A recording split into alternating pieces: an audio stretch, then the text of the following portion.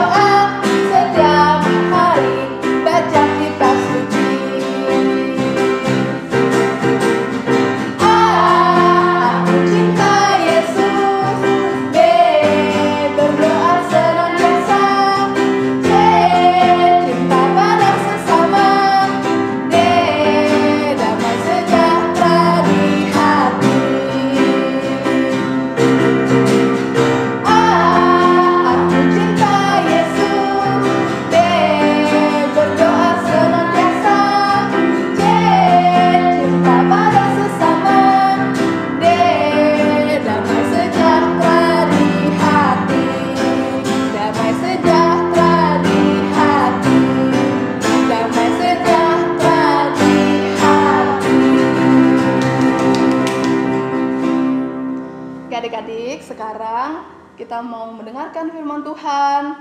Semuanya lipat tangan, tutup mata. Kita nyanyikan satu lagu, Ku Mau Cinta Yesus. Katakan dengan sungguh-sungguh adik-adik bahwa kita semua cinta Yesus.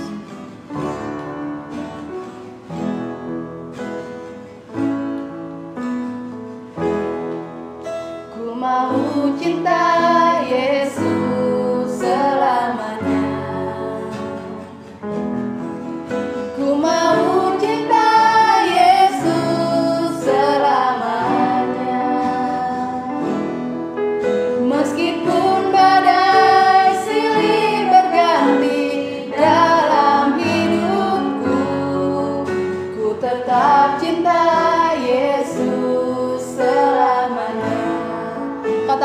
mau cinta Yesus. Ku mau cinta Yesus selamanya. Ku mau cinta Yesus selamanya. Meskipun badai silih berganti dalam hidupku, ku tetap cinta Yesus selamanya.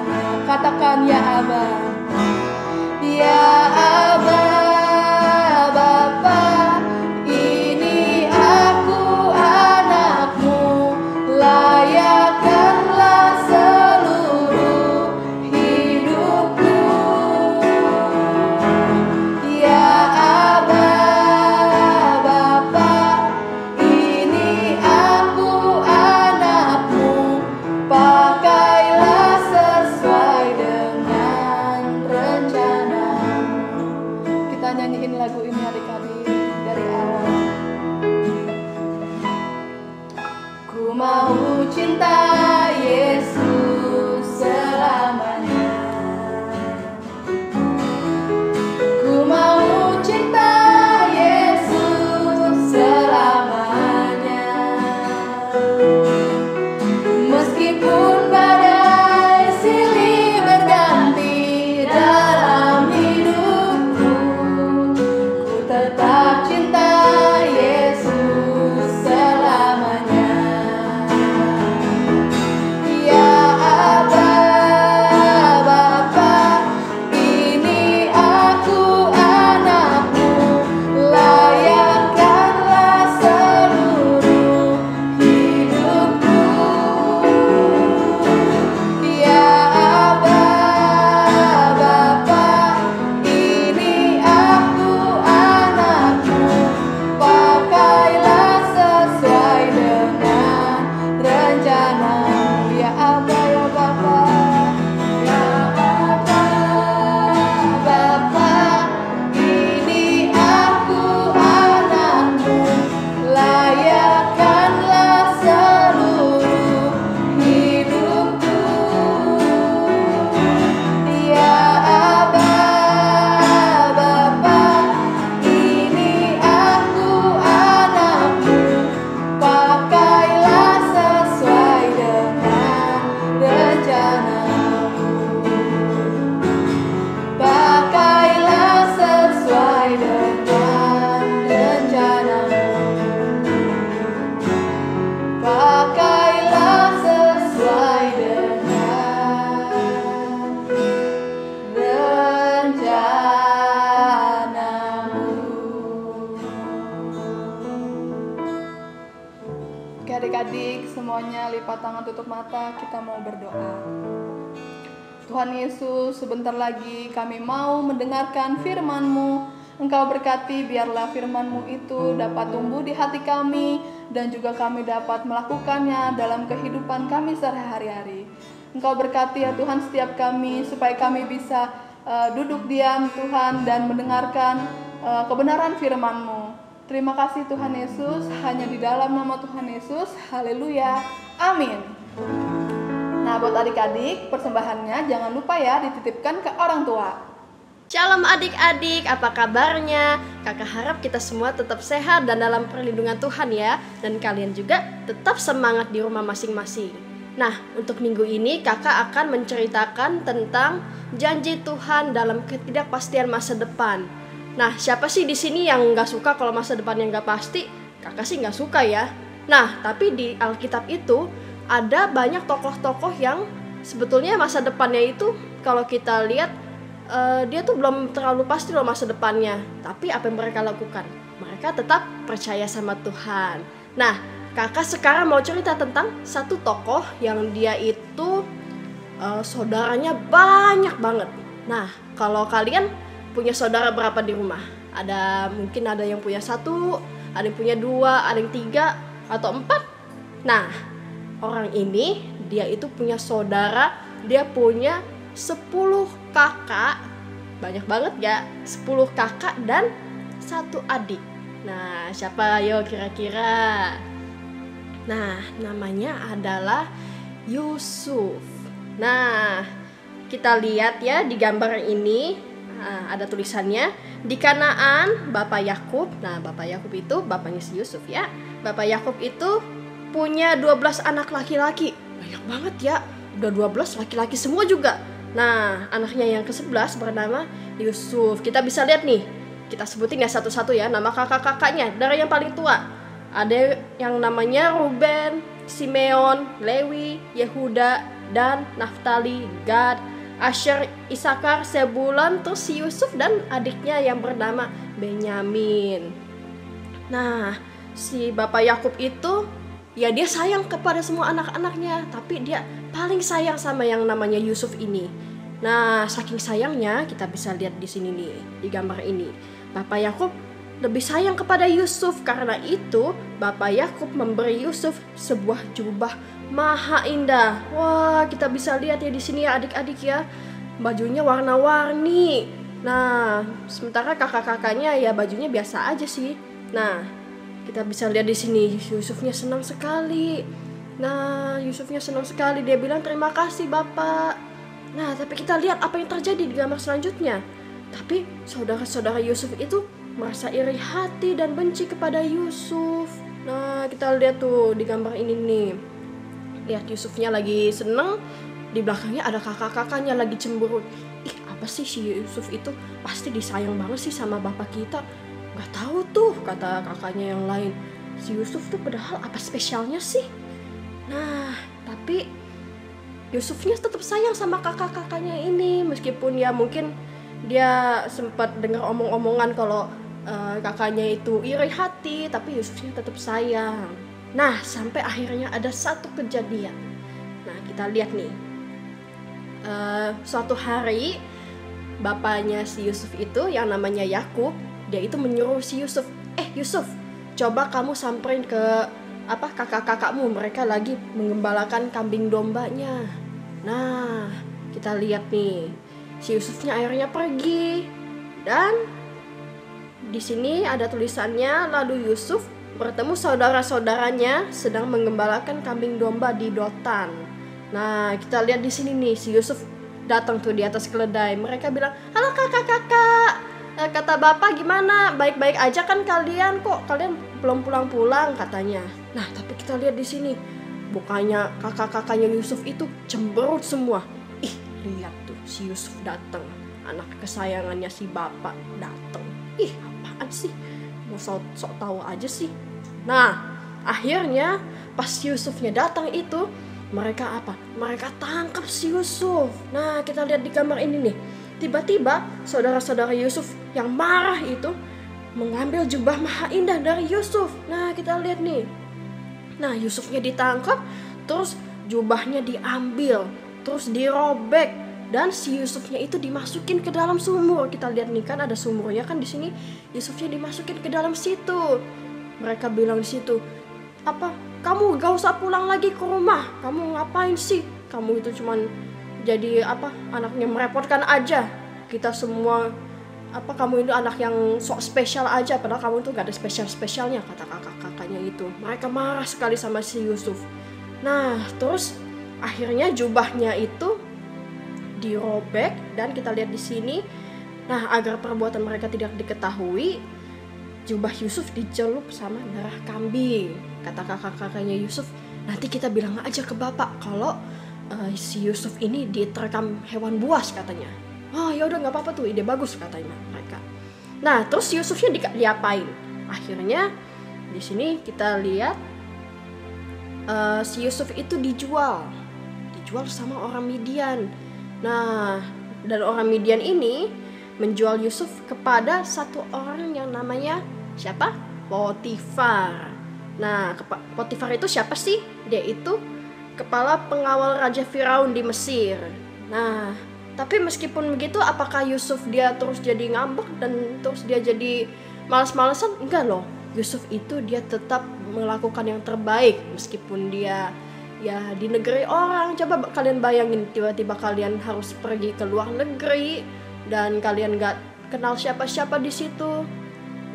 Pasti rasanya kan takut gitu ya, kan kita kayak merasa kesepian, kita juga mungkin merasa cemas. Tapi ya Yusuf mungkin juga merasa seperti itu, tapi dia tetap melakukan yang terbaik.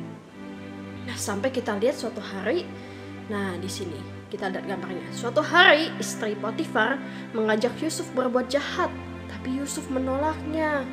Nah, tapi karena istrinya Potifar ini kesel, akhirnya dia memfitnah si Yusuf. Dia bilang ke Potifar, Yusuf itu berbuat jahat sama aku. Nah, Potifarnya juga marah dong. Dia pasti percaya sama istrinya kan. Nah, akhirnya Potifarnya marah dan dia memasukkan Yusuf ke dalam penjara. Nah, di sini adik-adik kita bisa merasain ya, apa sih kira-kira yang dialami sama Yusuf saat itu. Pasti berat banget ya. Udah di luar negeri, dia gak kenal sama siapa-siapa, dia sendirian, dia mungkin ya merasa kesepian juga. Terus udah gitu dia udah melakukan yang terbaik, tapi apa yang terjadi? Dia dimasukin ke penjara. Nah, gimana tuh rasanya? Pasti sempet lah ya merasa sedih, merasa kecewa juga. Aduh, kok hidupku seperti ini ya. Padahal Yusuf itu tahu nggak adik-adik, dia itu baru 17 tahun loh. Dia tuh masih remaja, masa depannya tuh masih panjang. Tapi Tuhan tidak meninggalkan Yusuf. Nah, sampai akhirnya suatu hari Yusufnya masih di penjara nih. Suatu hari di istana Mesir, Raja Firaun bermimpi. Nah, di mimpi nih dia melihat 7 ekor lembu kurus memakan 7 lembu gemuk. Nah, terus si Firaunnya sempat kebangun. Aku mimpi apa ya? Saya mimpi apa ya kok kayak gitu? Tapi karena masih malam, dia tidur lagi.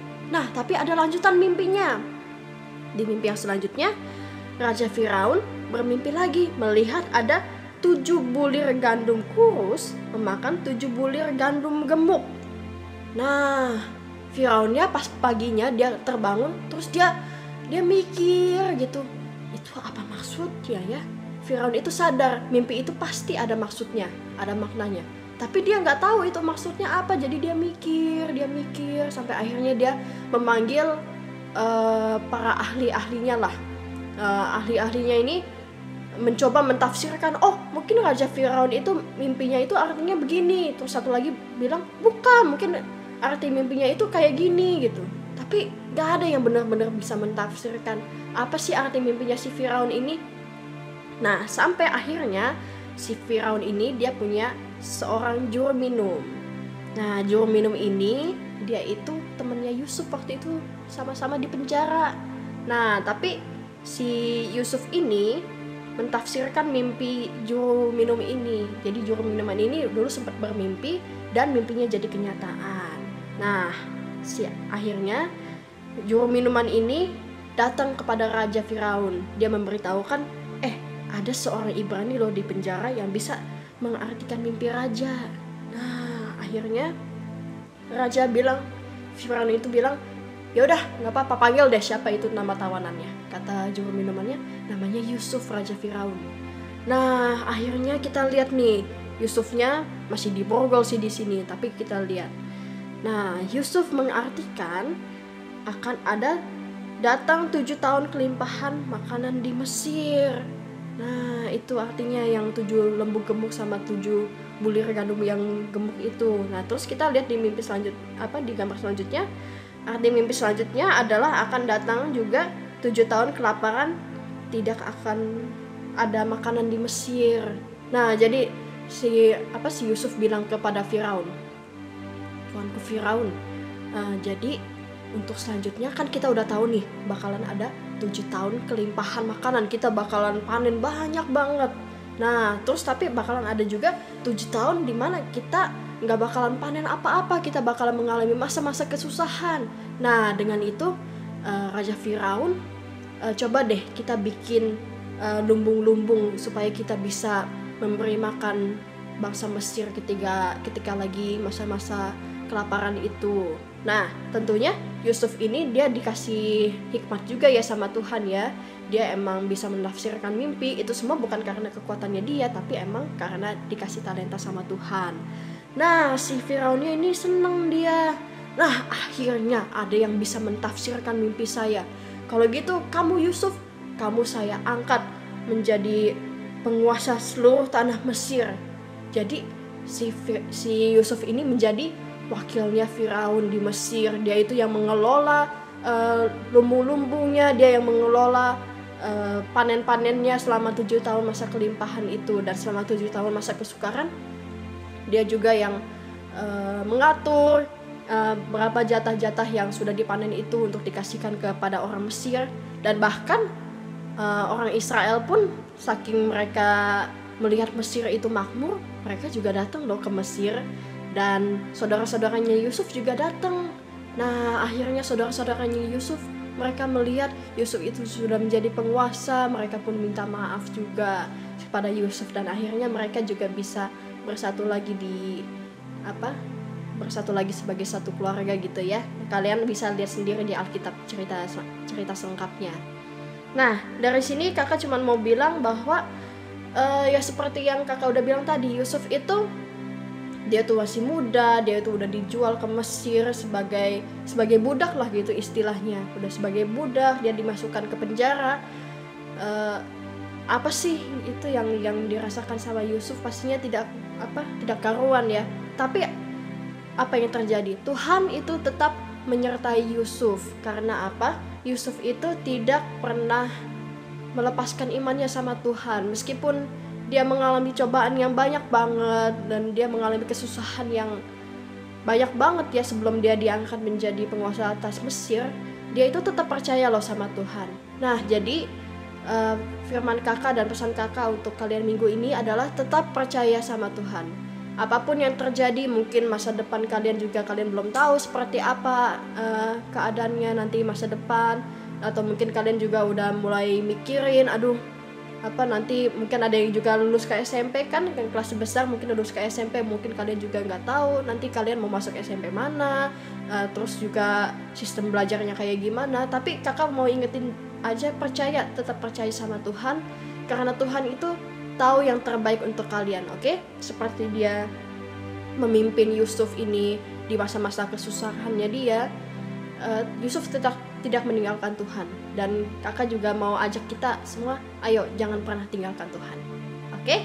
Nah, untuk ayat hafalannya, kakak mau ajak kita baca di Ulangan 31 ayat 8. Kakak bacain ya, kalian nanti hafalin di rumah ya. Ulangan 31 ayat 8. Sebab Tuhan, Dia sendiri akan berjalan di depanmu, Dia sendiri akan menyertai engkau. Dia tidak akan membiarkan engkau dan tidak akan meninggalkan engkau. Janganlah takut dan janganlah patah hati. Oke adik-adik, yuk semuanya kalau gitu mari kita berdoa bersama-sama. Tuhan Yesus, terima kasih Tuhan, pada pagi hari ini Tuhan kami boleh belajar tentang Yusuf ya Tuhan Yesus. Terima kasih Tuhan, Kau sudah ingatkan kami Tuhan bahwa apapun yang terjadi dalam kehidupan kami ya Tuhan, Engkau tetap mengambil alih ya Tuhan. Engkau tetap memegang hidup kami di dalam tangan-Mu ya Tuhan Yesus. Tuhan yang bantu kami, Tuhan yang ajar kami Tuhan, agar kami bisa tetap selalu percaya kepada-Mu ya Tuhan. Meskipun masa depan kami mungkin kami belum tahu seperti apa masa depan kami ya Tuhan, tapi kami percaya bahwa masa depan yang dari-Mu Tuhan itu masa depan yang terbaik Tuhan. Rancangan-Mu itu yang terbaik untuk kami ya Tuhan Yesus. Terima kasih ya Tuhan Yesus, bantu kami Tuhan untuk percaya kepada-Mu dan tuntun kami dalam masa-masa depan kami selanjutnya ya Tuhan. Tuhan yang juga tetap tolong memberikan kami kesehatan, kekuatan ya Tuhan. Berkati keluarga kami ya Tuhan Yesus, agar kami bisa selalu memuji dan memuliakan nama-Mu ya Tuhan Yesus. Terima kasih ya Tuhan Yesus, kami mau menyerahkan semuanya ke dalam tangan-Mu, dalam nama Tuhan Yesus. Amin. Tuhan Yesus memberkati adik-adik. Oke adik-adik, kita telah selesai mendengarkan firman Tuhan dan diingatkan kembali untuk para orang tua agar memvideokan anak-anaknya ketika mereka menghafalkan ayat hafalan. Dan untuk Cengkareng, kirimkan videonya ke grup Cahaya Kemuliaan. Untuk Green Garden dan Citra Raya, kirimkan ke Kesta. Nah adik-adik, sekarang kita berdoa ya. Tuhan Yesus, terima kasih Tuhan untuk hari yang indah ini ya Tuhan. Kami telah selesai mengikuti ibadah online sekolah minggu kami ya Tuhan. Dan saat ini ya Tuhan, kami serahkan keseharian kami ke dalam tangan-Mu ya Tuhan. Kau pimpin kami dalam keseharian kami Tuhan, dan Kau berkati juga dalam sekolah kami ya Tuhan. Walaupun sampai saat ini ya Tuhan, kami masih melaksanakan pembelajaran jarak jauh ya Tuhan, tapi biarlah Engkau yang pimpin ya Tuhan, biarlah Engkau yang memberikan akal budi dan kesehatan bagi kami ya Tuhan, agar kami bisa mengikuti sekolah jarak jauh kami ya Tuhan. Kau juga berkati ya Tuhan, biarlah setiap materi-materi yang dikirimkan oleh guru kami bisa mengerti dan memahaminya dengan baik ya Tuhan. Engkau juga berkati keluarga kami ya Tuhan, Kau berkati dalam ekonomi kami ya Tuhan. Kami serahkan seluruh keluarga kami hanya ke dalam tangan-Mu Tuhan. Terima kasih Tuhan, kami serahkan juga hidup kami ya Tuhan ke dalam tangan-Mu. Dalam nama Tuhan Yesus kami berdoa dan mengucap syukur. Haleluya, amin.